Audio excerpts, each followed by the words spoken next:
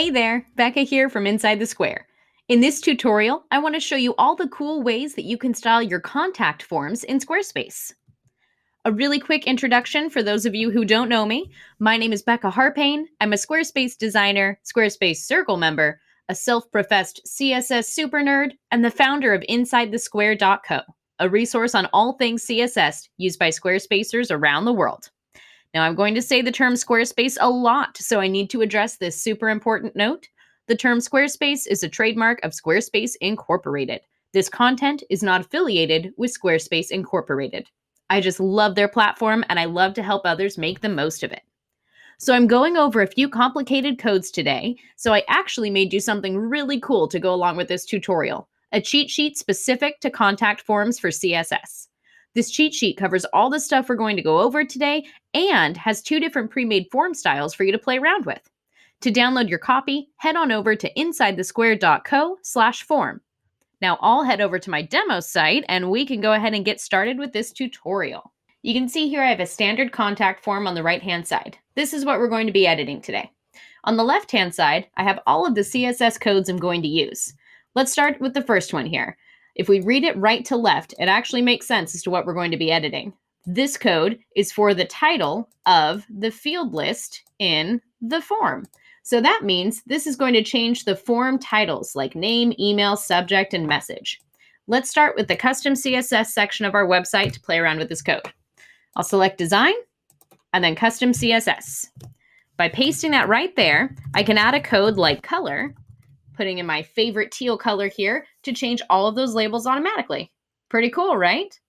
Now let's say I want that to stand out a lot more and I'd like to make it bold. I can actually adjust the font weight by adding font weight. Let's say the boldest it can be, 900. Font weight 900. Now that really stands out, right? Pretty awesome. You can also change the color of it or the size of it individually.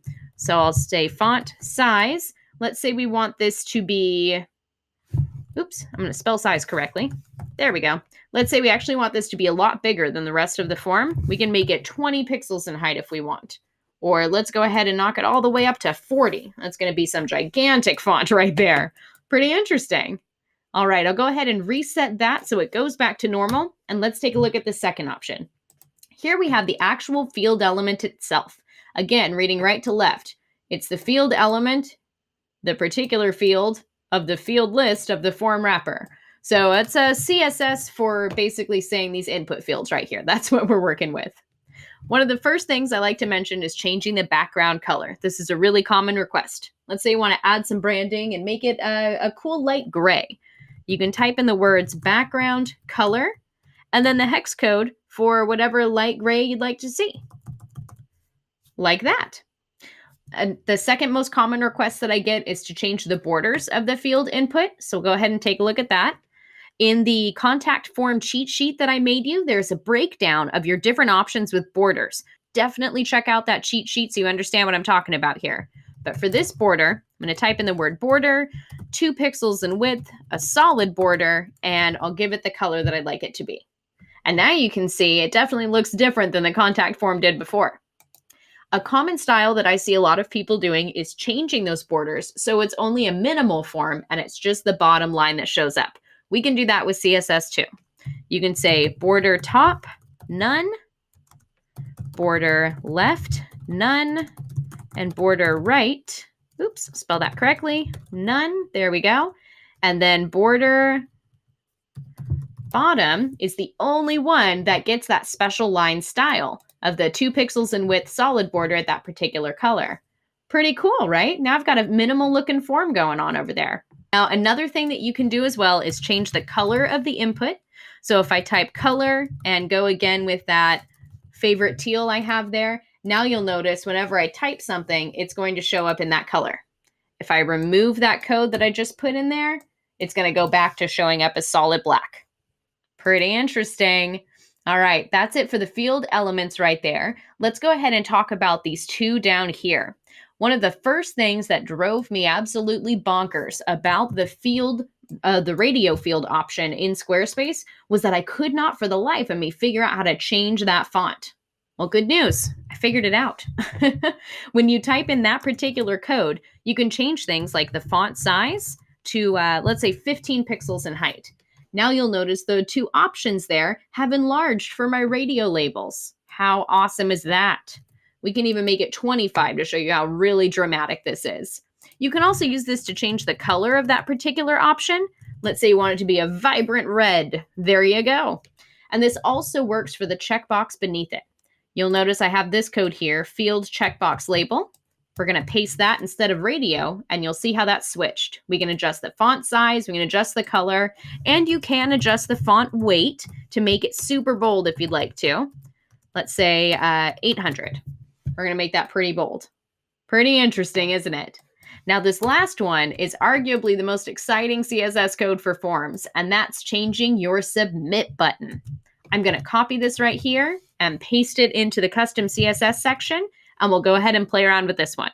Starting with the background color, I'll type out the words background color and go back to that favorite teal that I love so much, and there we go. Let's say I want to give it a really cool hover effect, so it changes to a gray when someone hovers over it. I can totally do that with CSS. I'll paste the same code and then type a little semicolon there, a little colon symbol, and the word hover. I'll paste the same code and type in the word hover, and then change that background color to my favorite gray. Now you'll see when I hover over it with my cursor, it changes. Oh, but that font doesn't look very cool, does it? Let's go ahead and change that too. We'll change the color of the font in a hover to that teal that I love.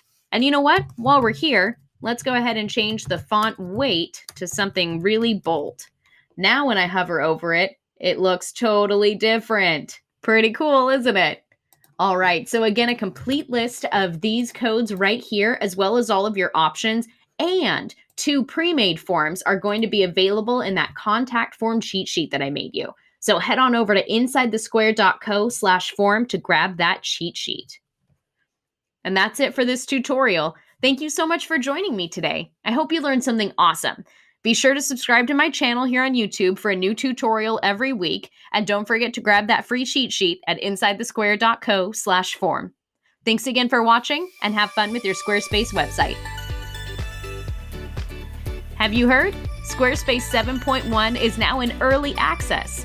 To learn more about this update and what that means for you, head on over to insidethesquare.co/71. And yes, everything you learned in this tutorial can totally be applied to a 7.1 website.